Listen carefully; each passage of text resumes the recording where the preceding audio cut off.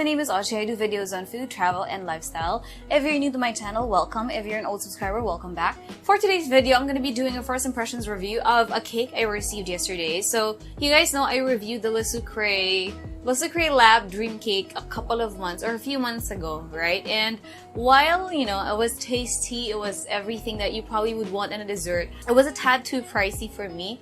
And a cake that huge and that much effort to get, I felt like it wasn't worth it. So I didn't really, you know, get it on the hype. So this cake that I have here in my hands, so this is it. So ito yung fad lately, cakes in a can. So this one I got from Wenx's Desserts and Pastries. I was told that yung quality niya or parang the taste is a lot like Le Sucre, but the price is, you know, like half the price siya. Ang price niya ay 280, tama ba? As far as I know, 280 lang yung price niya.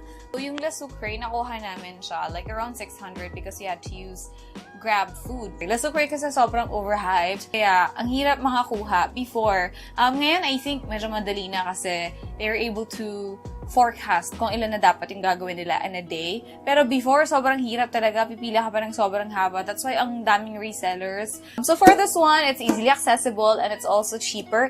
And their claim to fame is that kalasa daw nila yung Le Sucre, if not better. So that's what we're gonna be trying out for today. It takes a lot to get me satisfied when it comes to desserts. It looks so pretty and pristine. Just like all DreamCakes, they all look pretty and pristine. So, I'm gonna bring you in closer. Ayan. So, similar. It has yung powder finish on top. Yummy.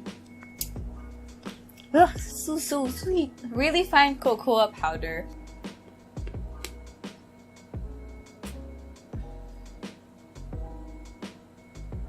Tigas.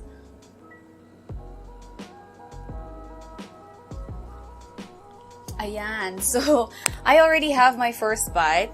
Ang hirap niya tanggalin. Hindi ko alam. Parang, meron siyang parang as in very, very thin chocolate sa gilid. Can you guys see? Ayan o. Parang bumuo siya sa gilid. Kaya nahirapan lang akong tanggalin. Kasi sa gilid ako kumuha. It looks like it has the same ingredients as the one that Le Sucre has.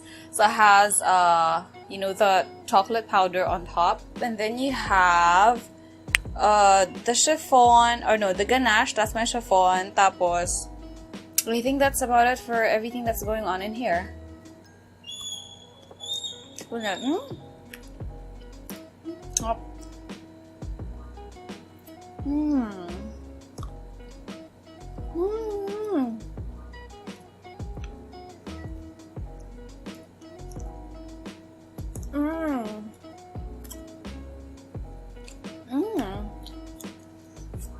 Wala. Magkalasa nga talaga sila. Ang galing. Grabe. Sobrang magkalasa sila. Ang galing. Even the consistency, it is the same.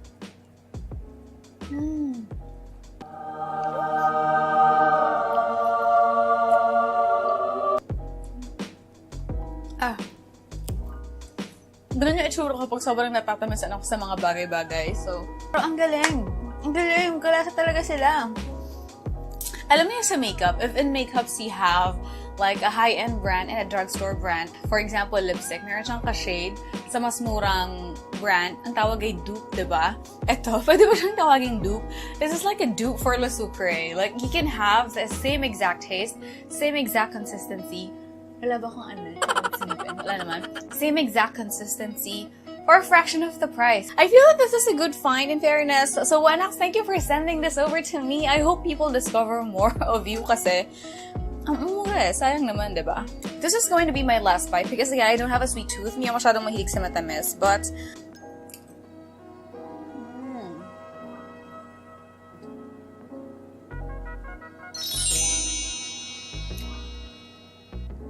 tamis? Gandang-ganda yung reaction ko sa Le Sucre, diba? When I was tasting it. Kasi, and fair, magkalasa talaga sila. Personally, again, same pa rin yung thoughts ko sa mga DreamCakes or cakes in a can na ganito yung lasa. No, 3 bites into it, okay na ako kasi nga, matamis. But, I think one good discovery or one good takeaway out of this video is that if you want le sucre levels type of cake for a cheaper price, this is a very good alternative. So, again, ang pangalan nila ay, hindi ko siya alam ha, pinadala lang kasi sa akin to, so hindi ko talaga, I'm not familiar with this brand, but they just sent it to me, and it just so happened that, you know, the brand is good, kaya I love discoveries like this. Alam mo yun, you really end up discovering something new, and in the end, mas love mo pa yung product, tapos masashare mo pa siya sa iba, diba? So, again, this is from Wanax's Desserts and Pastries. Ayan. Ipopost ko na lang din yung Instagram nila dito sa baba.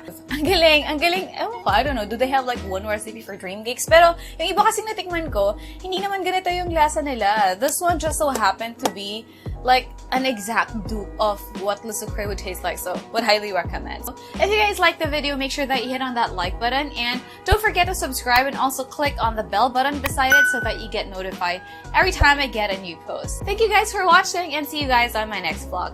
Bye!